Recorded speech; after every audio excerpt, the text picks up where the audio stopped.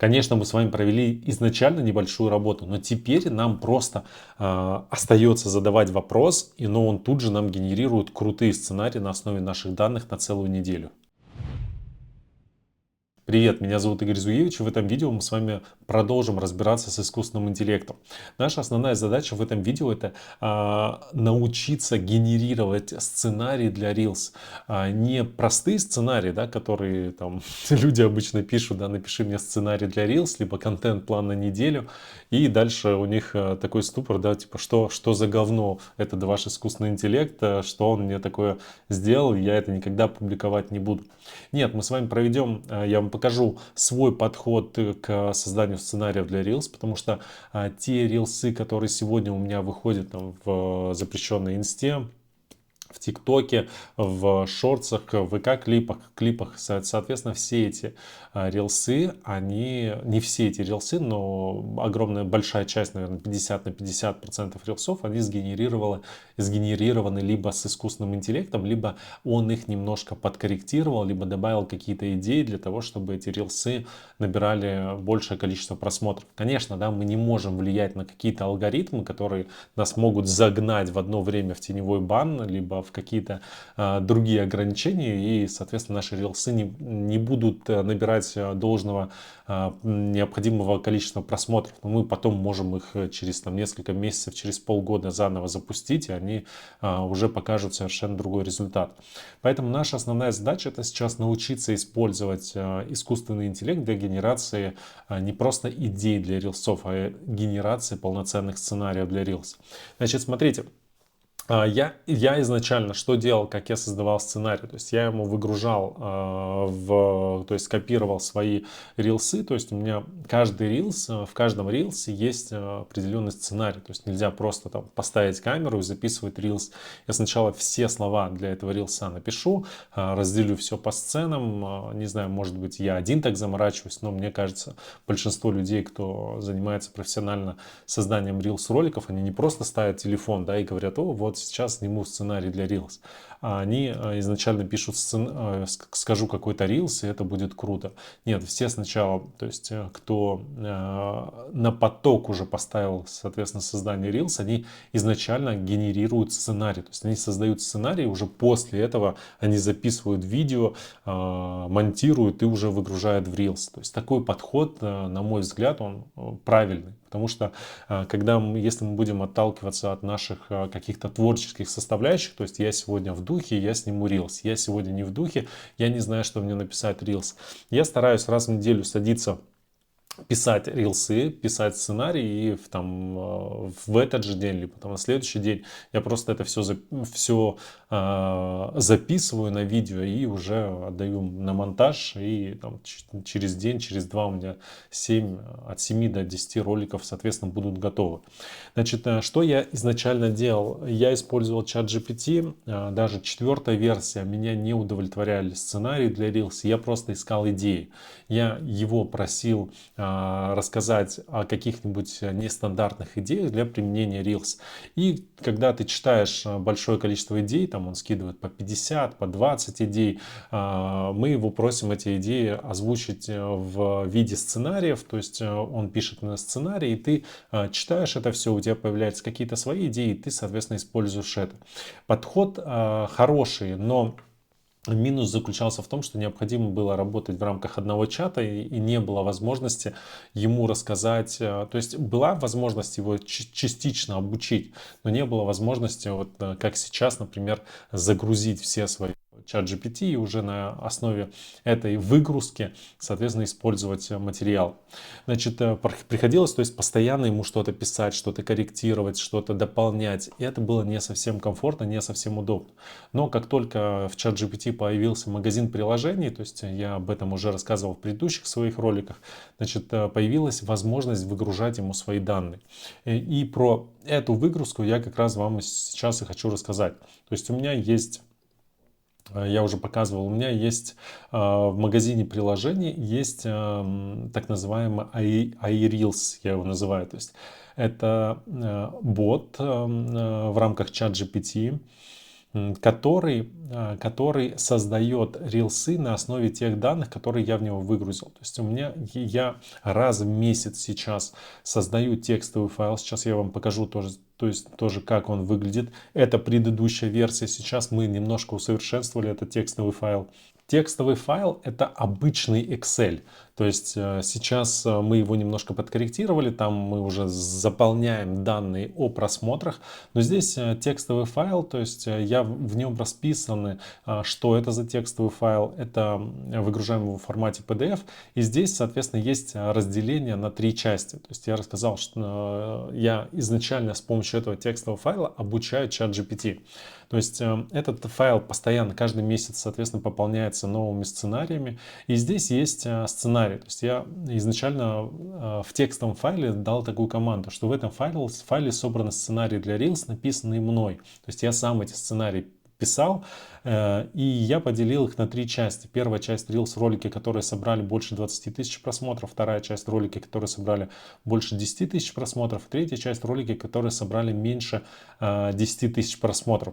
Конечно, здесь в следующей версии файла мы уже подкорректировали, что собрал больше и собрал меньше 20 тысяч просмотров. Там уже 2 части мы оставили. И что это дает? И здесь, соответственно, часть первая. Reels, которые собрали больше 20 тысяч просмотров.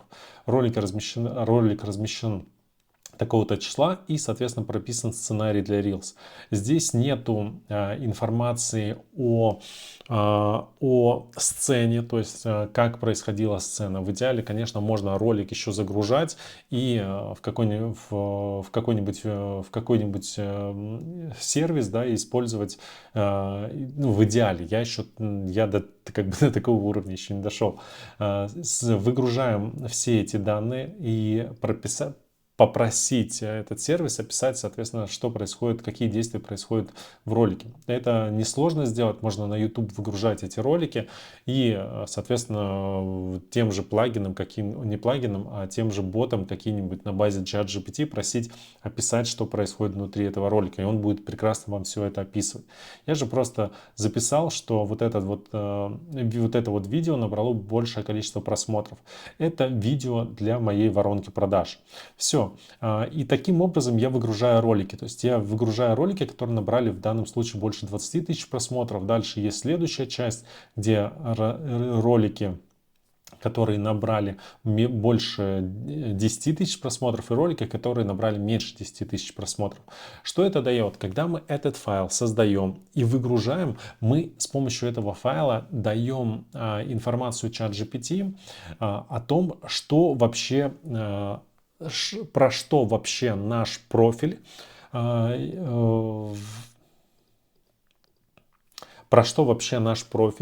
и про что вообще мы снимаем Reels. То есть у него была возможность подогнать свои будущие сценарии именно под тот запрос, который мы ему даем. Значит, также мы ему прописываем, что на какую тему мы снимаем рилсы. То есть мы ему детально все прописываем, что мы снимаем на такую-то, такую-то тему. Мы ведем, я выгружаю в тебя файл, который ты должен просмотреть. Я отправляю тебе данные, которые тебе необходимо использовать. И, соответственно, таким образом он начинает понимать, что мы от него хотим. То есть он начинает понимать, что он бот для рилса. Он начинает понимать, что в него выгрузили рилсы, которые набрали определенное количество просмотров. И он начинает понимать, что необходимо как бы свои будущие ролики использовать именно вот так же. То есть будущие ролики, которые он будет генерировать, они должны чем-то быть похожи по составу, по слову, по подходу, вот именно на мои ролики, то есть на те ролики, которые я создал сам.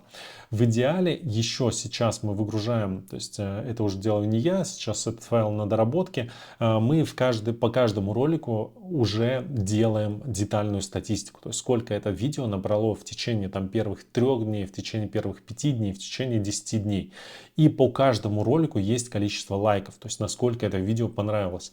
Также по каждому ролику есть информация за этот период, там, по-моему, за самый большой период, за 10 дней, когда это видео, то есть сколько это видео набрало органического охвата и сколько это видео набрало дополнительного охвата, который нам налил Инстаграм.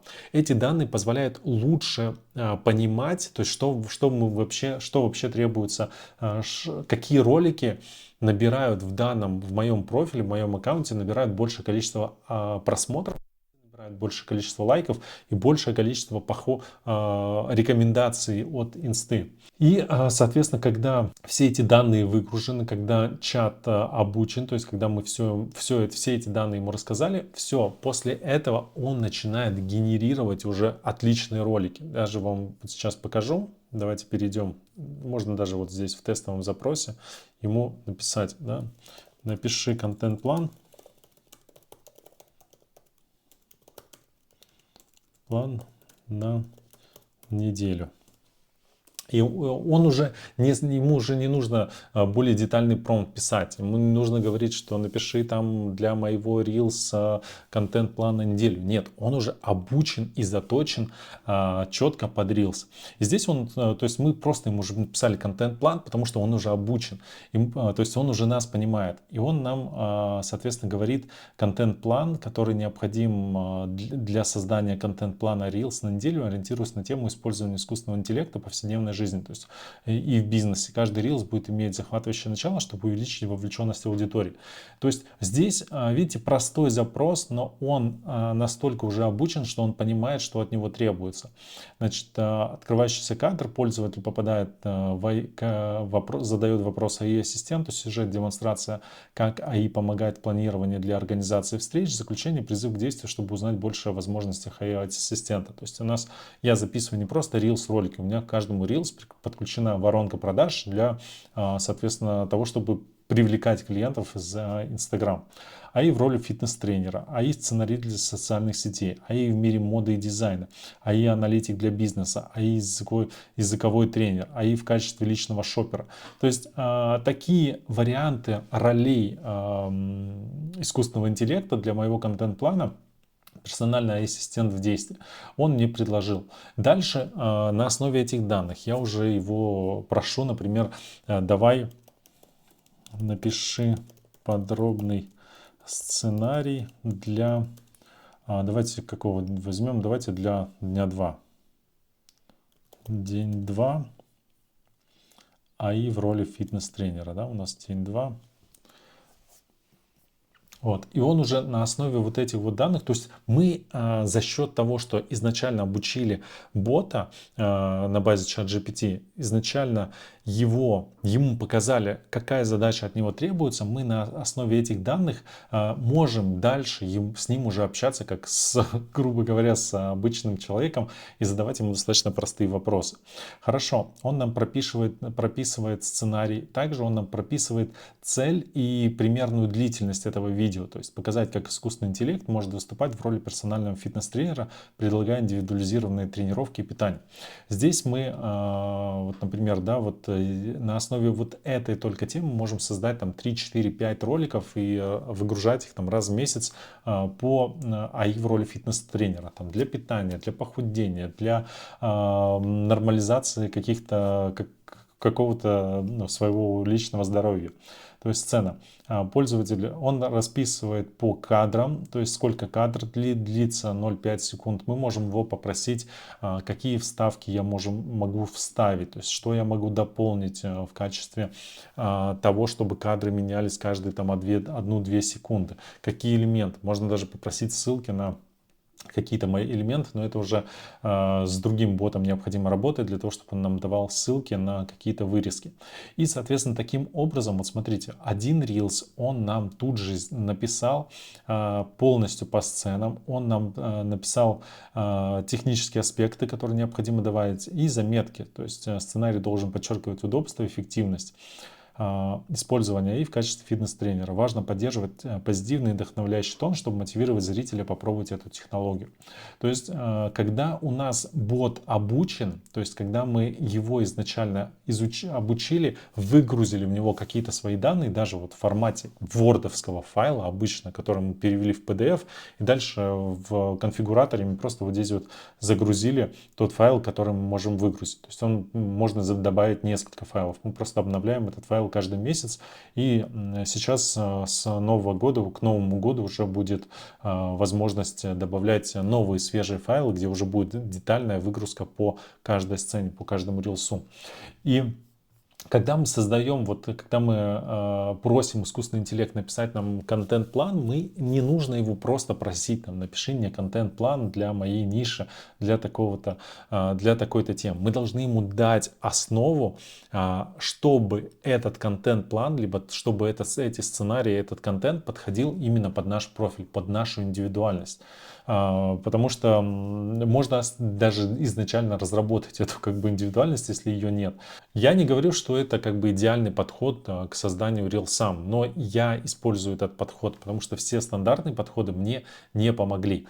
И за счет вот этого помощника во-первых, я трачу меньше времени на создание сценариев, на создание идей для сценария. Во-вторых, у меня рилсы сейчас выходят каждый день. То есть я трачу там несколько часов на запись этих рилсов, монтаж, и рилсы выходят каждый день, что очень помогает для увеличения продаж. Также выходят эти же рилсы, мы отправляем в TikTok, в Shorts и в ВК-клипы. За счет этого увеличиваем охват аудитории.